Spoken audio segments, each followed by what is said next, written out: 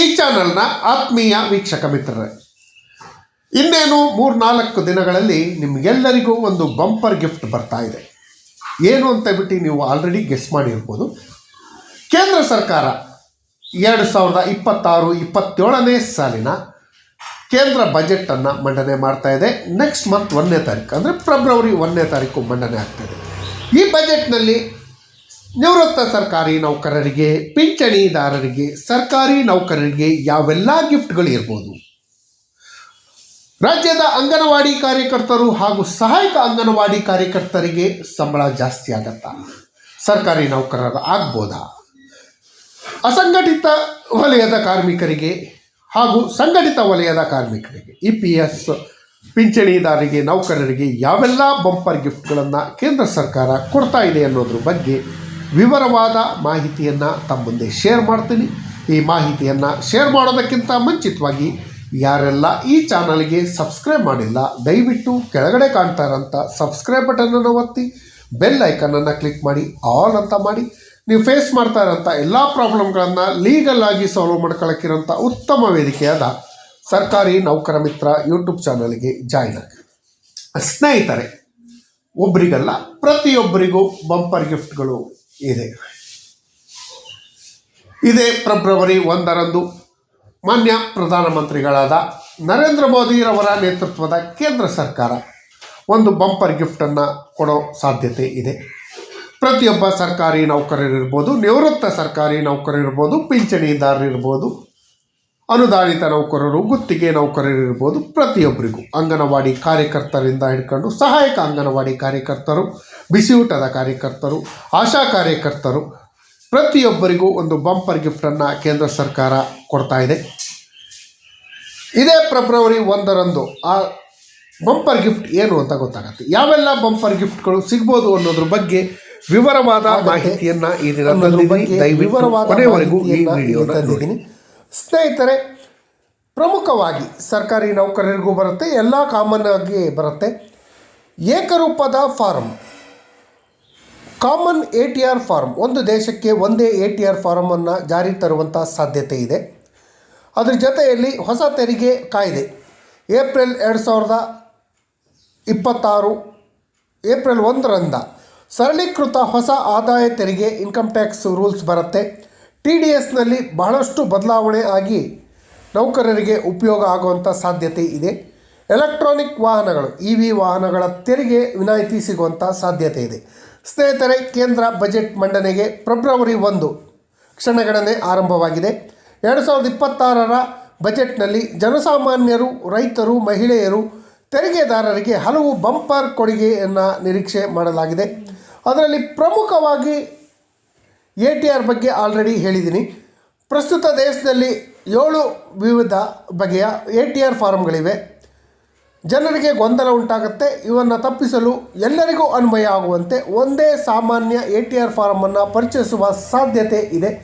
ಆದಾಯ ತೆರಿಗೆ ಸಲ್ಲಿಸುವ ಪ್ರಕ್ರಿಯೆಯಲ್ಲಿ ಇದು ಸುಲಭ ಆಗುತ್ತೆ. ಸ್ನೇಹಿತರೆ, ಏಪ್ರಿಲ್ 1ರಿಂದ ಹೊಸ ಕಾಯ್ದೆ ಬರ್ತಾ ಇದೆ. ಆ ಕಾಯ್ದೆಯಲ್ಲೂ ಕೂಡ ಸರ್ಕಾರಿ ನೌಕರರು, ನಿವೃತ್ತ ನೌಕರರು, ಪಿಂಚಣಿದಾರರು ಎಲ್ಲರಿಗೂ ಕೂಡ ಉಪಯೋಗ ಆಗುತ್ತೆ. ಅದ್ರ ಜೊತೆಯಲ್ಲಿ ಪ್ರತ್ಯೇಕವಾಗಿ ಸರ್ಕಾರಿ ನೌಕರರಿಗೆ ಏನು ಉಪಯೋಗ ಆಗುತ್ತೆ, ಪಿಂಚಣಿದಾರರಿಗೆ ಏನು ಉಪಯೋಗ ಆಗುತ್ತೆ, ಹಿರಿಯ ನಾಗರಿಕರಿಗೆ, ಅಂಗನವಾಡಿ ನೌಕರರಿಗೆ, EPFO ನೌಕರರಿಗೆ ಯಾವೆಲ್ಲ ಉಪಯೋಗ ಆಗುತ್ತೆ ಅಂತ ನೋಡೋದಾದರೆ, ಸ್ನೇಹಿತರೆ, 2025-26ರ ಸರ್ಕಾರಿ ನೌಕರರ ಹಾಗೂ ಪಿಂಚಣಿದಾರರಿಗೆ ಬಜೆಟ್ನಲ್ಲಿ ನೇರವಾಗಿ DA ಹೆಚ್ಚಳದ ಜೊತೆಯಲ್ಲಿ 8ನೇ ವೇತನ ಆಯೋಗದ ಇಂಪ್ಲಿಮೆಂಟ್ ಬಗ್ಗೆ ಕೂಡ ನಿರೀಕ್ಷೆಗಳನ್ನು ಇಟ್ಕೊಂಡಿದ್ದಾರೆ. ಅದ್ರ ಜೊತೆಯಲ್ಲಿ ಬಾಕಿ ಇರುವಂತಹ 18 ತಿಂಗಳ DA, ಕರೋನಾ ಕಾಲದಲ್ಲಿ ತಡೆ ಹಿಡಿಯಲಾಗಿದ್ದಂಥ 18 ತಿಂಗಳ DAಯನ್ನು ಕೊಡ್ತಾರೆ ಅನ್ನೋ ನಿರೀಕ್ಷೆಗಳು ಇದೆ. 8ನೇ ವೇತನ ಆಯೋಗದ ಜೊತೆಯಲ್ಲಿ ಪಿಂಚಣಿದಾರರಿಗೆ ಈಗಿರುವಂಥ ಪಿಂಚಣಿ 9,000ದಿಂದ 25,000 ರೂಪಾಯಿಗಳಿಗೆ ಹೆಚ್ಚಳ ಆಗ್ಬೋದು ಅನ್ನೋ ಒಂದು ನಿರೀಕ್ಷೆ ಇದೆ. ವೇತನದಲ್ಲಿ 186% ಹೆಚ್ಚಳ ಆಗುವಂಥ ಸಾಧ್ಯತೆಗಳು ಇದೆ. ಇದ್ರ ಬಗ್ಗೆ ಸ್ಪಷ್ಟವಾದ ಉಲ್ಲೇಖ ಇಲ್ಲ. ಬಜೆಟ್ನಲ್ಲಿ ಲಭ್ಯವಿರುವಂಥ ಲಾಭಗಳು ಏನು ಅಂದರೆ, ಸರ್ಕಾರಿ ನೌಕರರಿಗಿರ್ಬೋದು, ಪಿಂಚಣಿದಾರರಿಗಿರ್ಬೋದು, ಮಧ್ಯಮ ವರ್ಗದವರಿಗಿರ್ಬೋದು, ಹೊಸ ತೆರಿಗೆ ಇಂದಾಗಿ 12.75 ಲಕ್ಷದವರೆಗೆ ತೆರಿಗೆ ಶೂನ್ಯ ಆಗುತ್ತೆ. ಸ್ಟ್ಯಾಂಡರ್ಡ್ ಡಿಡಕ್ಷನ್ 75,000 ಸೇರಿ. ಹಿರಿಯ ನಾಗರಿಕರಿಗೆ ಬಡ್ಡಿ ಮೇಲೆ ಯಾವುದೇ TDS ಇರೋದಿಲ್ಲ. TDS ಮಿತಿ 50,000ದಿಂದ 1 ಲಕ್ಷಕ್ಕೆ ಏರಿಕೆ ಆಗುತ್ತೆ. ಅದರ ಜೊತೆಯಲ್ಲಿ DA ಲಾಭದಿಂದಾಗಿ ಕೇಂದ್ರ ಸರ್ಕಾರದ 49 ಲಕ್ಷ ನೌಕರರು ಹಾಗೂ 68 ಲಕ್ಷ ಪಿಂಚಣಿದಾರರಿಗೆ ಇದು ಉಪಯೋಗ ಆಗುತ್ತೆ. ಇನ್ನು ಜನವರಿ 2026ಕ್ಕೆ ಇನ್ನೂ 3-4% DA ಹೆಚ್ಚಳ ಸಾಧ್ಯತೆ ಇದೆ. ಅದರ ಜೊತೆಯಲ್ಲಿ 8ನೇ ವೇತನ ಆಯೋಗ ಇಂಪ್ಲಿಮೆಂಟ್ ಆದರೆ ಸರ್ಕಾರಿ ನೌಕರರ ಸಂಬಳ ಹಾಗೂ ನಿವೃತ್ತ ನೌಕರರ ಪಿಂಚಣಿ 1 to ಡಬಲ್ ಆಗುತ್ತೆ. ಅದರ ನಿರೀಕ್ಷೆಗಳನ್ನು ನಾವು ಕೊಟ್ಟಿದ್ದೀವಿ. DA 3-4% ಹೆಚ್ಚಳ ಆಗ್ಬೋದು. 8ನೇ ವೇತನ ಆಯೋಗ ಇಂಪ್ಲಿಮೆಂಟ್ ಆಗ್ಬೋದು. ಪಿಂಚಣಿ 186% ಹೆಚ್ಚಳ ಆಗ್ಬೋದು. ಸ್ಟ್ಯಾಂಡರ್ಡ್ ರಿಲೀಫಲ್ಲಿ ಕೂಡ ಬೆನಿಫಿಟ್ಟು ಸಿಗುವಂಥ ಸಾಧ್ಯತೆ ಇದೆ. ಅದರ ಜೊತೆಯಲ್ಲಿ ಬಹಳ ನಿರೀಕ್ಷೆಗಳನ್ನು ಇಟ್ಕೊಂಡಿರುವಂಥ ಅಂಗನವಾಡಿ ಕಾರ್ಯಕರ್ತರ ನಿರೀಕ್ಷೆಗಳು ಬಜೆಟ್ನಲ್ಲಿ ಪ್ರಮುಖವಾಗಿ ಇದೆ. ಇದ್ರ ಬಗ್ಗೆ ಪ್ರತ್ಯೇಕವಾದ ವಿಡಿಯೋವನ್ನು ಮಾಡಿ ಹಾಕಿದ್ದೀನಿ. ಅದರ ಲಿಂಕನ್ನು ಕೂಡ ಡಿಸ್ಕ್ರಿಪ್ಷನ್ ಬಾಕ್ಸ್ನಲ್ಲಿ ಕೊಡ್ತೀನಿ, ದಯವಿಟ್ಟು ನೋಡ್ಬೋದು.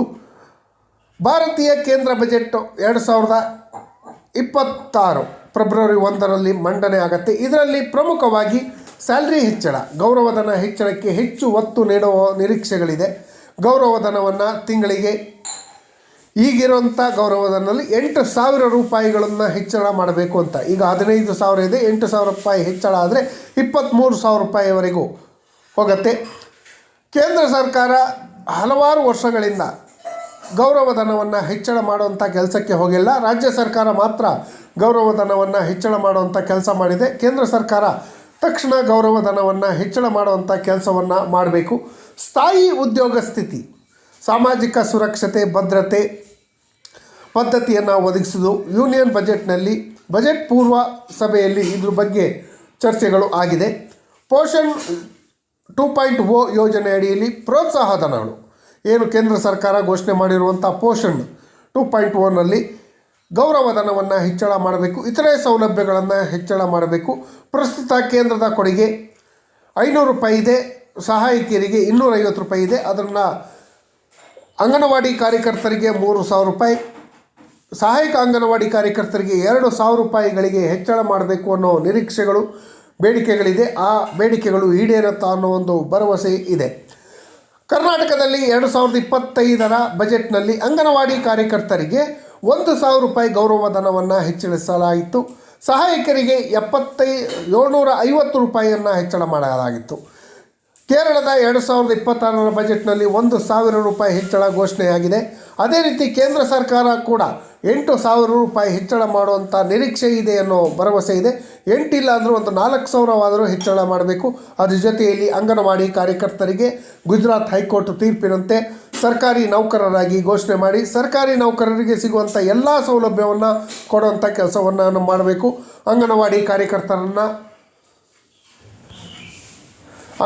ಕಾರ್ಯಕರ್ತರನ್ನು ಸರ್ಕಾರಿ ಸಿ ದರ್ಜೆ ನೌಕರರಾಗಿ ಘೋಷಣೆ ಮಾಡಿ 34,400 ರೂಪಾಯಿ ಸಂಬಳ ಹಾಗೂ ಸಹಾಯಕ ಅಂಗನವಾಡಿ ಕಾರ್ಯಕರ್ತರನ್ನು ಡಿ ದರ್ಜೆ ನೌಕರರಾಗಿ ನೇಮಕ ಮಾಡಿ ಅವರಿಗೆ 28,000 ರೂಪಾಯಿ ಸಂಬಳವನ್ನು ಕೊಡುವಂಥ ಕೆಲಸಕ್ಕೆ ಕೈ ಹಾಕಬೇಕು ಕೇಂದ್ರ ಸರ್ಕಾರ ಬಜೆಟ್ನಲ್ಲಿ ತುಂಬ ನಿರೀಕ್ಷೆಗಳಿದೆ. ಆ ನಿರೀಕ್ಷೆಗಳೆಲ್ಲವನ್ನು ಈಡೇರಿಸುವಂಥ ಕೆಲಸಕ್ಕೆ ಕೇಂದ್ರ ಸರ್ಕಾರ ಕೈ ಹಾಕಲಿ, ನಿರೀಕ್ಷೆಗಳು ಈಡೇರಲಿ ಅಂತ ಕೇಳ್ಕೊಂತ, ಮತ್ತು ಏನು EPFO ನೌಕರರು ಏನಿದ್ದಾರೆ ಇವರ ಸಮಸ್ಯೆಗಳಂತೂ ತುಂಬ ಸಮಸ್ಯೆಗಳಿದೆ. ಭಾಳ ವರ್ಷಗಳಿಂದ ಹೋರಾಟ ಮಾಡ್ತಾಯಿದ್ದಾರೆ. ಮಿನಿಮಮ್ ಪೆನ್ಷನನ್ನು 1,000 ರೂಪಾಯಿಯಿಂದ 7,500 ರೂಪಾಯಿಗಳಿಗೆ ಹೆಚ್ಚಳ ಮಾಡಬೇಕು ಅಂತೇಳಿ ದಶಕಗಳಿಂದ ಹೋರಾಟ ಮಾಡಿದ್ರು ಕೂಡ EPFO ನೌಕರರ ಸಮಸ್ಯೆಗಳಿಗೆ ಕೇಂದ್ರ ಸರ್ಕಾರ ಯಾವುದೇ ಕಿವಿಗೊಡ್ತಾ ಇಲ್ಲ. ಈಗ ಬಜೆಟ್ನಲ್ಲಾದರೂ ಕೂಡ ಬಜೆಟ್ರಿ ಬೆನಿಫಿಟ್ಟನ್ನು ಈ ಕಳೆದ ಬಾರಿ ಕೊಟ್ಟಂಥ 11,000ವನ್ನು 50,000 ರೂಪಾಯಿಗಳಿಗೆ ಹೆಚ್ಚಳ ಮಾಡಿದ್ರೆ, 50,000 ಕೋಟಿಗೆ ಹೆಚ್ಚಳ ಮಾಡಿದ್ರೆ ಎಲ್ಲ ಪಿಂಚಣಿದಾರರಿಗೂ 7,500 ರೂಪಾಯಿ ಕನಿಷ್ಠ ಪಿಂಚಣಿಯನ್ನು ಕೊಡುವಂಥ ವ್ಯವಸ್ಥೆಯನ್ನು ಮಾಡ್ಬೋದು. ಅದರ ಜೊತೆಯಲ್ಲಿ ಹಿರಿಯ ನಾಗರಿಕರಿಗೆ 60 ವರ್ಷದ ಮೇಲ್ಪಟ್ಟವರಿಗೆ ನಿವೃತ್ತ ಸರ್ಕಾರಿ ನೌಕರರಿಗೆ, ವಿಧವೆಯರಿಗೆ ಹೆಚ್ಚಿನ ಪಿಂಚಣಿ, ಆದಾಯ ತೆರಿಗೆ ರಿಲೀಫು, ಜೇಬು ಸಡಲೀಕರಣ ಮಾಡುವಂಥ ಕೊಡುಗೆಗಳನ್ನು ನಿರೀಕ್ಷೆಯನ್ನು ಮಾಡ್ತಾ ಇದ್ದಾರೆ. EPS ಕಾರ್ಮಿಕರು, EPS ಪಿಂಚಣಿದಾರರು ಪಿಂಚಣಿ ಮಿತಿಯನ್ನು ಹೆಚ್ಚಿಸಬೇಕು, ಕೊಡುಗೆಯನ್ನು ಸುಧಾರಣೆ ಮಾಡಬೇಕು ಅನ್ನೋ ಚರ್ಚೆಗಳಿದೆ. ಅದು ಕೂಡ ಅಂಗೀಕಾರ ಆಗುವಂಥ ಸಾಧ್ಯತೆ ಇದೆ. ಆದರೆ ಅಧಿಕೃತವಾಗಿ ಯಾವುದೂ ದೃಢಪಟ್ಟಿಲ್ಲ.